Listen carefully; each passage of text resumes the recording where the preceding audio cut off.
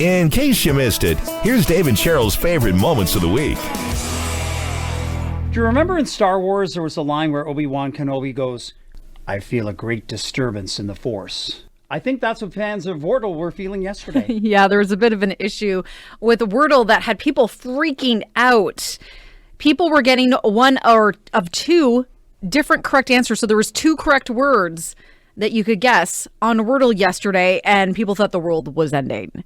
The New York Times said nothing was wrong. They've just been updating the master list of words to remove obscure words, as well as any words that might be considered insensitive or offensive. So I guess one of yesterday's words was deemed too obscure, so it's been removed, which then created the glitch that people were experiencing. And they said all you had to do was refresh your browser and then you'd have the same word as everyone else. But they said that it could lead to some future inconsistencies down the road. And in case you were wondering, the obscure word was agora, but the actual solution was aroma.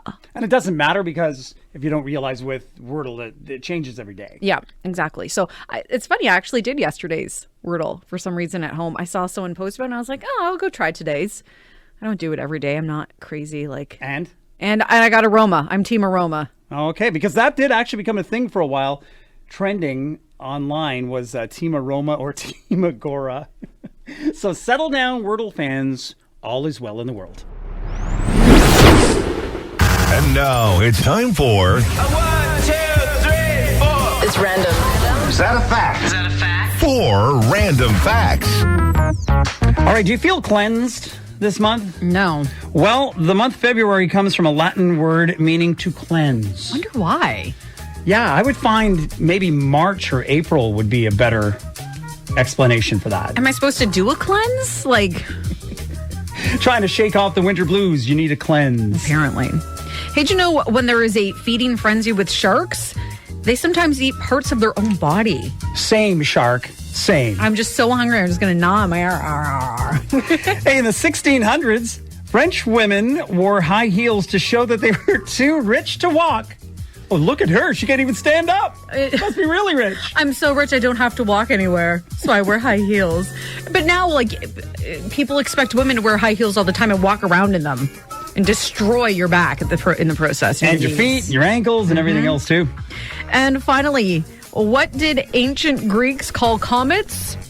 They called them hairy stars. I feel like we need to bring that back. Oh, look at that hairy star. Hey, look up tonight. Why? Well, there's going to be a hairy star. A what? If someone told me that, I'd be like, cool. Look up. There's your 4 random facts. Today's 1, 2, 4. So random. random. Give the public the facts. 4 random facts. Yum. Science. It's not rocket science. Check it out. I blinded us with science. Check this out. The world's first floating city could be completed as early as 2025. Located in South Korea, it's been given the go-ahead. And the floating city will cover 75 hectares and accommodate about 10,000 people. It'll be comprised of many hexagonal islands, each 2-hectare neighborhood homes to accommodate communities of 300. $200 million is what this city is expected to cost. And they say with natural disasters and the threat of rising sea levels, this is really going to be an opportunity to see if this could actually work. Because it would just sort of rise up as water levels go up. And then it could expand and grow as needed. Kind of cool. Hey, researchers over in England think a cure for acne could be on the horizon. They've actually identified 29 new genetic variants that make some of us more prone to get pimples than others. And that's certainly great news for those that may be struggling. Hey, a team of researchers used chemicals found in wine and chocolate to create a new fabric that neutralizes body odor. Yeah, they say it might lead to new clothes that you could wear multiple times without washing and apparently eat. Can I just eat wine and chocolate? Will that help neutralize, my body odor? If only. That'd be fantastic. Hey, a new study found that chimpanzees give each other first aid. Researchers in Germany saw a chimp catch an insect, crush it up, and then spread it onto a cut on another chimp's foot, possibly to try to help relieve the pain. They say over the next 15 months, they then found 76 more examples of the same group of chimps doing similar kind of things to help each other out. And I read, too, something about using plants and things like that. Pretty amazing. Do you know this? Over 380 million tons of plastic is produced every year, much of it plastic bags. Cotton also has a huge footprint. While researchers are hoping to combat both issues, and they've developed an ingenious solution to turn plastic bags, wraps, and other supermarket waste into textiles. Things like sportswear shoes, army uniforms, maybe even space suits can be formed from fabric created out of plastic bags. The eco-friendly textile, they say, could really revolutionize fashion as it resists dirt and could be washed in cold water in just 10 minutes. Well, and also be a fantastic way to recycle all those plastic bags that are out there in the world. Yeah, they're all under your sink right now in another plastic bag. And finally, adding 10 minutes of walking to your day every day could extend your life. Researchers looked at about 5,000 middle-aged and elderly adults in the U.S., and they found the risk of dying from any cause dropped as exercise levels increased. Just 10 more minutes of moderate activity a day, such as a brisk walk, lower deaths among people between the ages of 40 to 85 by 7%. That's significant. Yeah. And they estimate the small lifestyle change could save 100,000 lives every year in the U.S. So just by going out for a walk. You know, when they say exercise, they don't say you got to go to the gym and get your sweat on. Like, a brisk walk around the block for 10 minutes makes a huge difference. Don't have to run a marathon. Just get out there for a walk. Take a spin, now you're in with the techno set. You're going surfing on the internet. We've got a couple of great web finds, all from the same person this morning. Yeah, the Tik Tok Gramps. He does great imitations of animals, characters, and even objects. And he's really popular because he shows you how to do it as well.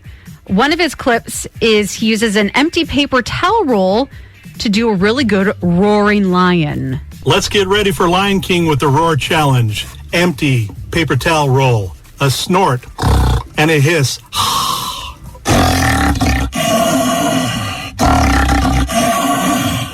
Your turn. Isn't that fantastic? That's so cool, and it's so easy. Something you can do with the kids. Try it yourself. He also does a really good barking dog. He shows you how to do a big dog and a little dog, but he can also do a crying baby. This one is called the baby cry, and I challenge you to try it. The first thing you need to do is to hum. Then open your mouth. Go high. Now you can use that for a baby cry.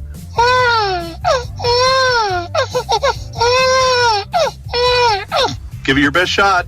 Isn't that fantastic? That's so cool. And so no props required for that one. Just give it a try yourself. See if you can. So you got to open your mouth and hum. You go, and then open your mouth and hum. Take it up higher. I can't do it. You're just singing now. Terribly, yes. We're not very good babies, apparently, but he is. So if you want to check him out online, and especially if you've got kids, grandkids, that sort of thing around in your life, boy, that'd be a cool thing especially with the tube. Empty out one of the paper towels. Have some fun with the kids. Well, if you're someone that uses a plastic water bottle, and as we're speaking, I have one in my hand right now, you may want to rethink it, or at least how you wash it. So if you ever leave water in your bottle overnight and then drink it the next day, do you do that at all? No, I like fresh water. Yeah. Well, if you do leave it overnight in the plastic water bottle, time to panic, because a new report says stop that immediately, at least with the soft, reusable plastic water bottles. Researchers over in Copenhagen analyzed water samples after water had been in those types of bottles for 24 hours, and they were just loaded with chemicals. Hundreds of substances found, including photoirritators or initiators. Those can mess with your hormones and potentially cause cancer. And this part might be even worse. They did it again after the bottles had gone through the dishwasher, and there was even more chemicals at that point. And they say it's probably because your dishwasher wears down the plastic and allows it to leach even more chemicals into your water.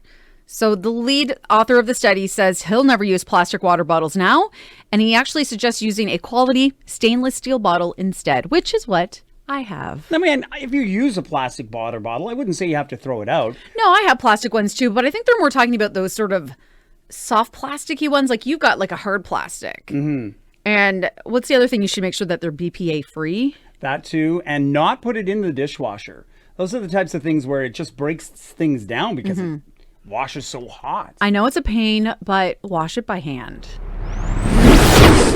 So perhaps when you heard that news this morning, you went, wait, what? Well, that's one of the words that Michigan's Lake Superior State University says should be banished from the Queen's English for misuse, overuse, and general uselessness. They do this every year where they come out sort of a list of words and phrases that we should no longer be used effective immediately. And wait, what was the top one?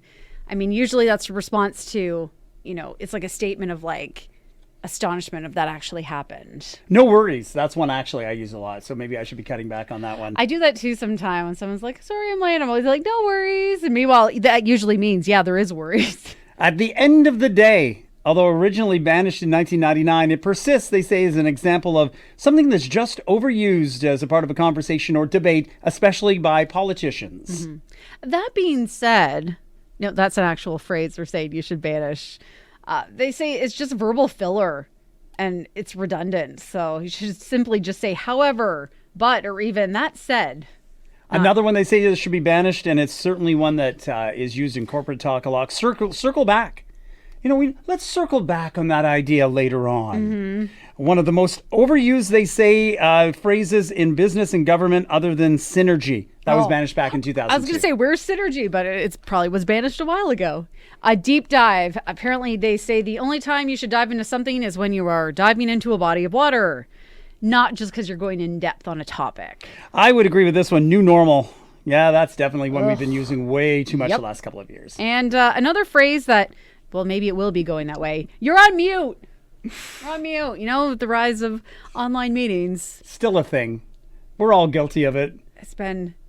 I saw someone posted a video. It was the evolution where they're in the first year. You're like, oh, it's okay. You're on mute. Just want to let you know. And the next time it was just like, you're on mute. And then they like turn it off.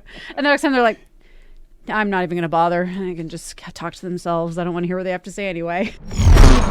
Well, we've got some health news, and if you're someone that likes to snack late at night, and I know I sometimes am guilty of this, we've got a few suggestions. Health experts say things you should be reaching for. Yeah, so they talked to a number of nutritionists to pick out the best food to eat if you're hungry before bed. Now, an entire sleeve of Oreos, not on the list. Sorry to burst your bubble. I know, I looked like twice, and it's not there. But here's their top 5. Walnuts. Apparently they're filling and full of nutrients, and they might also help you sleep because they are loaded with melatonin. Also, chocolate-covered nuts. They're okay too, but it has to be dark chocolate. And don't eat too many because there is some caffeine in that. Another thing to eat if you're hungry before bed, a banana. It might help you sleep because potassium is a natural muscle relaxant. There's also another chemical in there that can help you sleep as well. Greek yogurt and berries with almonds. Now, it helps you sleep by keeping your blood sugar balanced. Protein in the yogurt, carbs in the berries, fat in the almonds. Those 3 put together are really good for you. And finally, if you're hungry and you want to eat something before bed, maybe have peanut butter, but you need to mix it with the carb, so put it on a rice cake. However, it has to be natural peanut butter. I guess my Jif is out of the question. Now, how about some good news? Any good news? Some good news? Well, some good news. Got some good news. Finally, some good news. Well, let's hear it. Well, this is not only good news, this is great news. A team in Israel tried a new spinal cord implant on 15 mice that were paralyzed, and 12 of them ended up walking again just like normal. Wow. That is amazing. Could be obviously huge news for people with spinal cord injuries, and they plan to start human trials in the next 3 years. That would be nothing short of a miracle. Mm-hmm. Hey, a tourist from Arizona by the name of Robert Taylor won playing the slots last month in Las Vegas. Hit a jackpot for $230,000. Nice. But he had no idea. Apparently, the machine malfunctioned, said he had won nothing, so he left with nothing. Casino officials caught the mistake, later told the Nevada Gaming Board about it, who were then able to get the security footage. And even though they didn't have any sort of identification on him except for what he was wearing, they were able to track him down. And 3 weeks later, after the fact, he found out he had won big, and he just showed up this past week to claim his big prize. I wonder if he was staying at the hotel and they were able to figure it out that way. I thought I heard somewhere that it was the security footage based on what he was wearing, and then they were able to try to identify him through other ways with facial recognition technology. Maybe he used his credit card to buy some drinks or something. Yeah, or to get his credits in the first place. So when we were in Vegas, we weren't really there for gambling per se, but we each tried out a machine. I think I won $30 or $40. My wife won like $70. We cashed out and was like, that's it. That pays for dinner. And it didn't take us very long. Each won that on like a $20 bill. So we were pretty happy with that. A guy in Wyoming, his name is Ryan, was late for work last Tuesday. Well, he saw a house on fire and jumped into action. He stopped to help and managed to pull a woman and her 4-year-old son out of the burning building, saving their lives. Turns out he used to be a volunteer firefighter. He gave this mother and her little boy a fighting chance. His actions were the difference between life and death, truly. He didn't have time to think. He knew what he thought was the right thing to do, and he acted. It's more likely than not that by the time emergency crews got here, it would have been too late for mom and that little boy. How many stories have we had this past week of right place, right time? Those young boys yesterday crashed through the ice as firefighters were doing ice training rescue, right there, so they were able to jump into action. But that's not the whole story. Turns out Ryan went back later, showed up where their family was staying, with gifts for them. He spent hundreds of his own money on clothes and other items to help replace the stuff they lost in the fire. You've been listening to Dave and Cheryl's favorite moments of the week.